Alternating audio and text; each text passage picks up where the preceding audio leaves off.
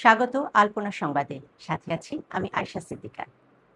সমাজ কল্যাণ ও মহিলা ও শিশু বিষয়ক মন্ত্রী অধ্যাপক ডক্টর AZM জাহিদ হোসেন বলেছেন, সাবেক প্রধানমন্ত্রী শেখ হাসিনা সাহস থাকলে দেশে ফিরে আদালতে আত্মসমর্পণ করুন।